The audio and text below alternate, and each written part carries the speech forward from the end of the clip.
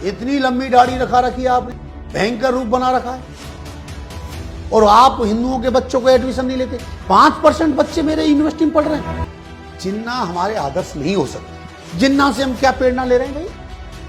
जिसने देश के टुकड़े करे हो, देश का बंटवारा करा हो, देश में अत्याचार करे हो, उससे हम क्या प्रेरणा लेंगे? जब बीएचयू में आरक्षण है तो एएमयू में आरक्षण क्यों नहीं है भाई? समुदाय के और किसी के कारण उन नामों को चेंज कर दिया गया जिनसे हमारा इतिहास जुड़ा हुआ है, उन नामों को लाने के काम कर रहे हैं। हिंदुस्तान तहलका के सभी दर्शकों को मेरा नमस्कार। मैं दीपा राणा एक बार फिर हाजिर हूं आपका पसंदीदा प्रोग्राम वॉक पर टॉक लेकर, और इस वक्त हमारे साथ एक ऐसे मेहमान जुड़ने वाले हैं जो उत्तर प्रदेश की राजनीति में खास दमखम रखते हैं, जिनकी लोगों के बीच लोकप्रियता इतनी है कि जो 2 बार ऐसी बहुचर्चित सीट से सांसद चुने गए, जिन्हें मुस्लिम बाहुल्य क्षेत्र में हिंदू कट्टरवादी नेता के रूप में भी जानते हैं, जो देश व समाज हित में समाज के लिए विवादों में रहना पसंद करने वाले बहुचर्चित लोकप्रियता व कर्तव्यवान अलीगढ़ के सांसद सतीश गौतम जी। सतीश जी, आपका बहुत बहुत स्वागत है हमारे खास प्रोग्राम वॉक बाय टॉक में। सवालों का सिलसिला शुरू किया जाए इससे पहले सांसद जी के जीवन परिचय से जुड़ी कुछ झलकियां हम देख लेते हैं। 1 जुलाई 1972 ये वो तारीख थी जिस दिन सतीश कुमार गौतम ने अलीगढ़ के गांव सढ़ा में एक किसान परिवार में जन्म लिया। पिता श्री दामोदर गौतम जी खेती के साथ साथ दूध का व्यापार करते थे, जिसमें सांसद साहब ने भी हाथ बटाया और फिर गांव के पथरीले रास्तों से डगमगाते हुए संसद तक का सफर तय किया, और फिर शुरू हुआ अलीगढ़ लोकसभा क्षेत्र के भविष्य का निर्माण। सतीश जी, सवाल शुरू करते हैं और पहला सवाल ये है कि आप एक किसान परिवार से आते हैं, ऐसा किसान परिवार जिसकी पृष्ठभूमि राजनीति नहीं है, तो फिर कैसे गांव की पगडंडियों से होते हुए संसद तक का सफर आपने तय किया? पहली बात रही पार्टी से जुड़ने का। भारतीय जनता पार्टी एक देश की सोच की पार्टी है, एक राष्ट्र सोच की बात है। जब भी बात की भारतीय जनता पार्टी ने, या हमारे महापुरुषों उनके बारे में हो, भगवान राम के बारे में, कृष्ण, इन्होंने हमेशा धर्म की बात की कि किससे देश का भला हो सके। खाली हम पार्टी के लिए काम नहीं करते, इस देश के लिए काम करते। बिल्कुल। चाहे कोई भी मुद्दा रहा हो, लोग तो कहते हैं सांसद विवादित बयान देता है, लेकिन ऐसा नहीं है। हमेशा हमेशा रहता है कि हमारे क्षेत्र का विकास हो, प्रदेश का विकास हो, देश का प्रदेश का सम्मान बढ़े और जनता का काम हो। मेरे माता पिता ने और हमने सपने में नहीं सोचा था मेरे परिवार में कि मेरी माँ ने और बाप ने कि मेरा बेटा सांसद भी बने। बिल्कुल। मैंने नहीं सोचा था, खुद मैंने नहीं सोचा था कभी, लेकिन मोदी जी की वजह से, बाबूजी कल्याण सिंह जी के आशीर्वाद से मैं सांसद बना। यहां पर बहुत लोग टिकट मांग रहे थे। आपने कहा कि बहुत लोग टिकट मांग रहे थे। जिस वक्त आपने टिकट की चाह की, उस वक्त कौन कौन थे लाइन में? देखिए, यहां से पूर्व में सांसद रही, उनके बेटे थे शीला गौतम जी, राहुल गौतम जी, राजेश भारत, बहुत लोग थे, वो टिकट मांग रहे थे। लेकिन मैं भी कार्यकर्ता की, लोग कहते थे ये भी टिकट मांग रहा है, इस पर खाने को है नहीं, टिकट मांग रहा है। लोग इस तरह कहते थे, कुछ नहीं, इस पर टिकट मांग रहा है। लेकिन मैं भारतीय जनता पार्टी का कार्यकर्ता था, तो पार्टी ने कार्यकर्ता को टिकट और कार्यकर्ताओं को सम्मान बढ़ाया जी। आज भी कोई भी चुनाव लड़ता है, चाहे सांसद का हो चाहे विधायक का, वो प्रत्याशी चुनाव नहीं लड़ता। भारतीय जनता पार्टी में कार्यकर्ता चुनाव लड़ता है। यह कार्यकर्ता बेस पार्टी है। आज आप देख रहे हैं, चाहे 2014 का चुनाव रहा हो, चाहे 2017 का चुनाव रहा हो, चाहे 2019 का चुनाव रहा हो और चाहे 2022 का चुनाव रहा हो, अगर इस चुनाव में कार्यकर्ताओं के चाणक्य के रूप में और इसको जिताने के रूप में रहे हैं, तो इसके देश के गृह मंत्री अमित शाह जी और प्रदेश के चाणक्य सुनील बंसल जी, योगी जी के नेतृत्व में जो उन्होंने शासन दिया, उस नेतृत्व में चुनाव जीते हैं। ये संगठन है और संगठन को मतना कोई जानता है तो इस प्रदेश के संगठन महामंत्री आदि सुनील बंसल जी। 2014 का हमने जिक्र किया 2014 में आपने यहाँ से टिकट मिलने पर जीत हासिल की।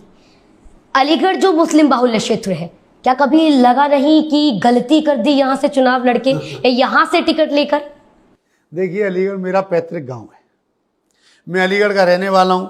मेरी शिक्षा, बचपन सब अलीगढ़ में, और अलीगढ़ से हमारा प्यार है।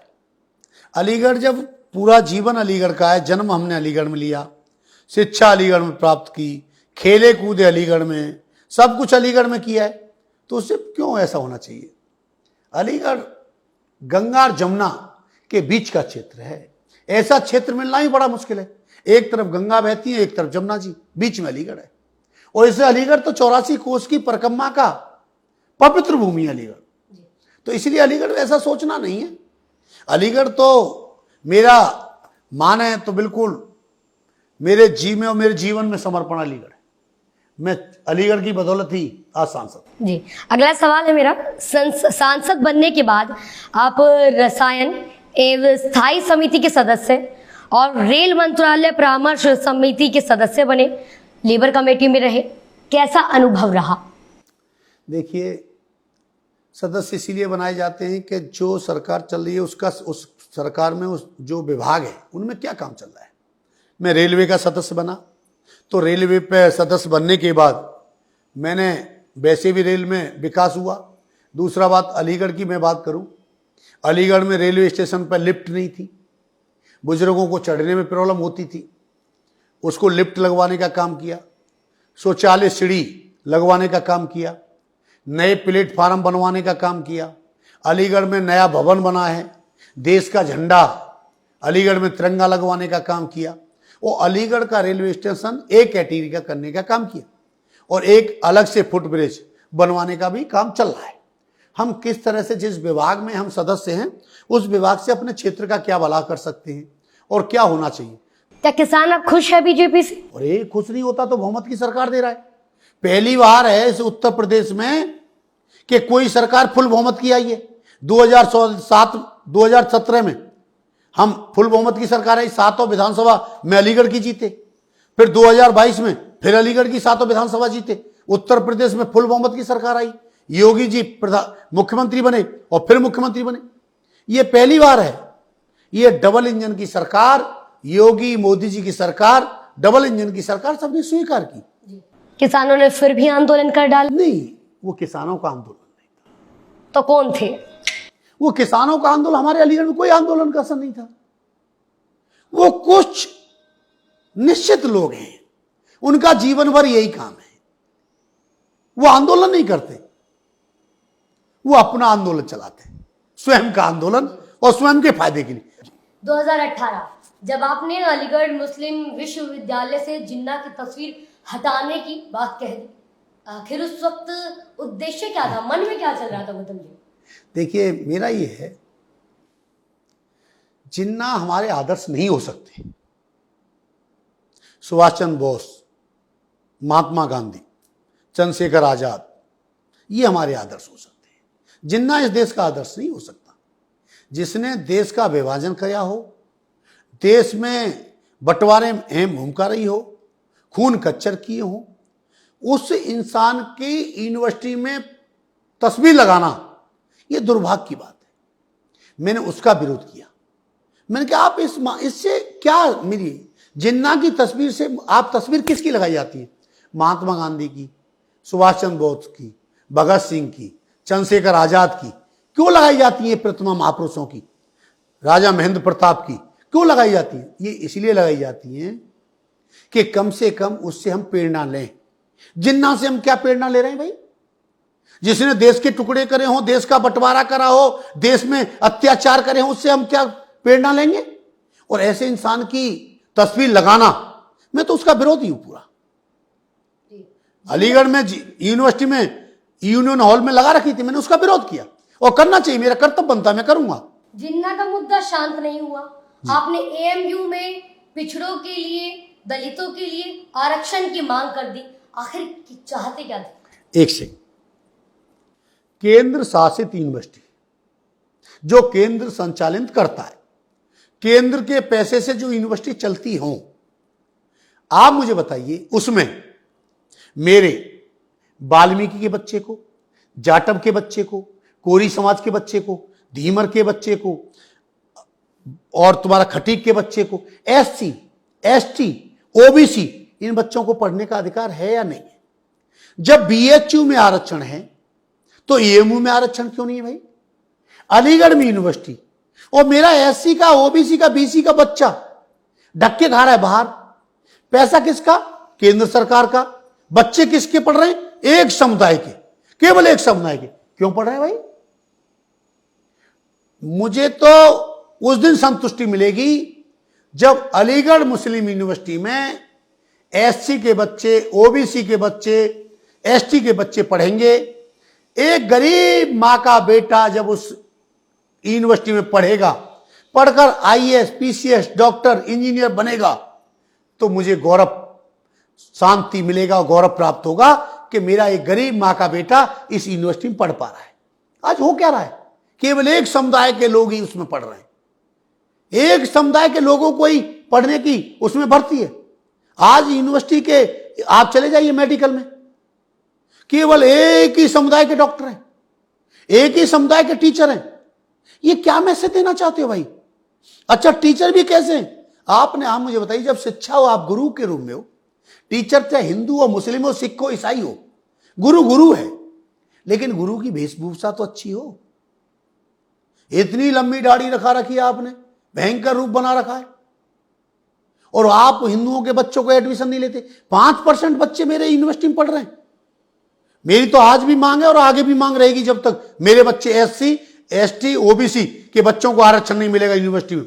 इन तमाम मुद्दों के बाद 2018 के बाद 2019 का चुनाव नजदीक था। आपकी छवि हिंदू कट्टरवादी नेता की बन गई। अलीगढ़ मुस्लिम बाहुल्य क्षेत्र में डर नहीं लगा 2019 में चुनाव हारने का? देखिए,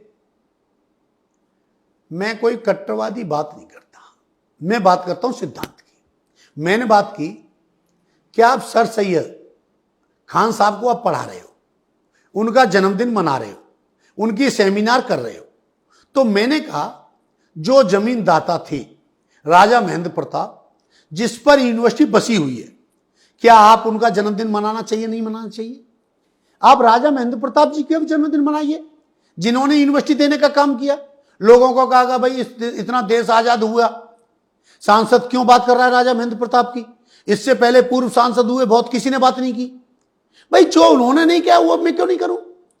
मुझे तो करनी चाहिए ना, इसलिए करनी चाहिए। मैंने यूनिवर्सिटी को पढ़ा कि ये किस यूनिवर्सिटी किस जमीन पर बनी हुई है। जब राजा महेंद्र प्रताप, जिन्होंने विदेश में जाके सेना बनाई हो, राष्ट्रपति रहे हो विदेश में जाकर, स्वयं की सेना बनाई हो, ऐसा महापुरुष इंसान, जाट श्रोमणी, स्वतंत्रता सेनानी और शिक्षाविद, जिसने शिक्षा के लिए काम किया हो, शिक्षा के लिए जमीन दान में दी हो, उसका जन्मदिन मनाने में हम परेशानी कर रहे हैं। अगले सवाल की तरफ बढ़ते हैं। सवाल तो देखिए, अगर आपकी जिंदगी से शुरू करूं तो बहुत सारे हैं, लेकिन कुछ चुनिंदा सवाल रहते हैं। देखिए, जब से योगी सरकार बनी है तब से उत्तर प्रदेश में जगहों के नाम बदलने की कवायद तेज हो चुकी है। मैंने सुना है कि अलीगढ़ वाले सांसद सतीश गौतम भी जल्द ही हरिगढ़ वाले सांसद सतीश गौतम होने वाले हैं। कब तक? देखिए, ये प्रदेश और केंद्र का मामला है। कोई भी नाम चेंज करना प्रदेश के मुखिया हमारे महाराज जी योगी आदित्यनाथ जी का डिसीजन होता है, और कोई भी नाम ऐसा नहीं है कि महाराज जी बनने के बाद नाम चेंज कर रहे हैं। महाराज जी तो प्राचीन में जो नाम थे, जिनको दबा दिया गया था, उनको धूल हटाकर उन नामों को दोबारा से लाने का काम कर रहे हैं। महाराज जी भी सबको एक दिशा देकर काम करते हैं। आप मुझे बताइए, महाराज जी ने कौन सा ऐसा काम करा जो किसी के विरोध में? कोई काम सोचने के ऊपर डिपेंड करता है। अलीगढ़ वाले गौतम जी हरिगढ़ वाले गौतम जी हो जाए? नहीं, ऐसा सही है? देखिए, मेरा है हरि, आप मथुरा के पास हैं, 84 कोस की परिक्रमा क्षेत्र में बैठे हैं, गंगा जमुना का क्षेत्र है। हरि बोल, हरि बोल, आप देख लो बोलते हरि बोल। तो नाम लेने से ऐसा नाम रहना चाहिए जिसका नाम लेके तिर जाओ आप। हरि बोल, हरि तो भगवान का नाम है।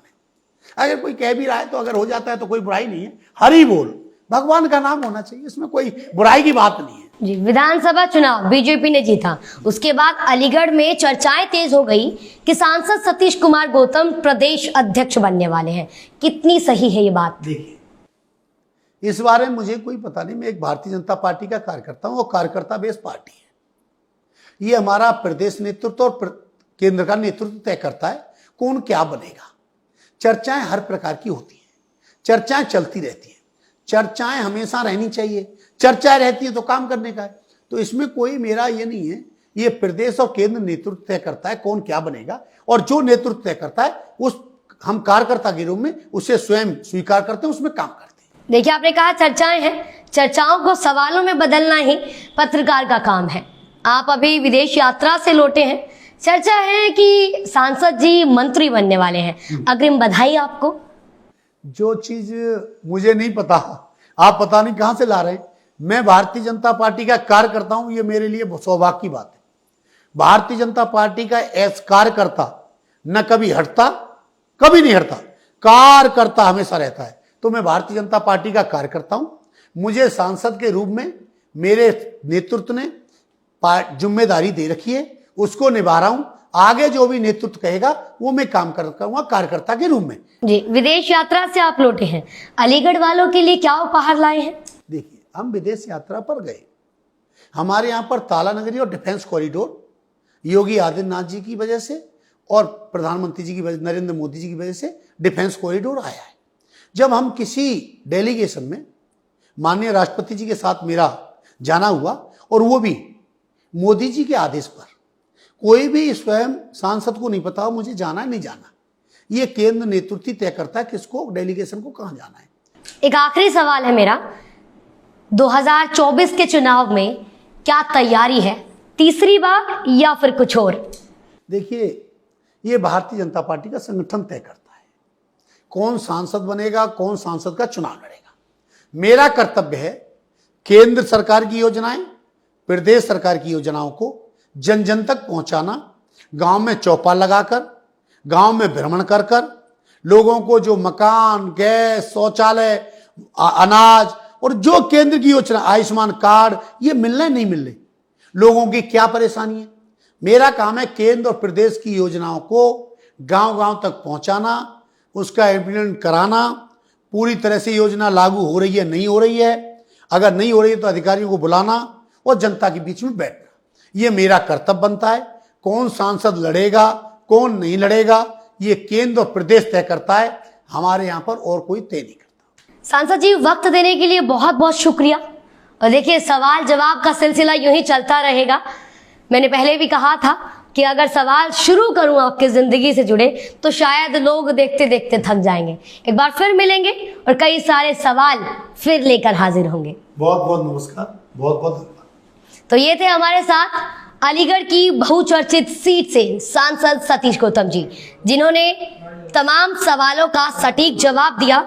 जनता से जुड़े जितने भी सवाल थे उनका जवाब लेकर हमने आप तक पहुंचाया। एक बार फिर हाजिर होंगे एक नए मेहमान और कुछ इसी तरीके से तीखे और सटीक सवालों के साथ। तब तक के लिए मुझे दीजिए इजाजत और हमें देते रहिए अपना प्यार और देखते रहिए हिंदुस्तान तहलका। बार बार नमस्कार।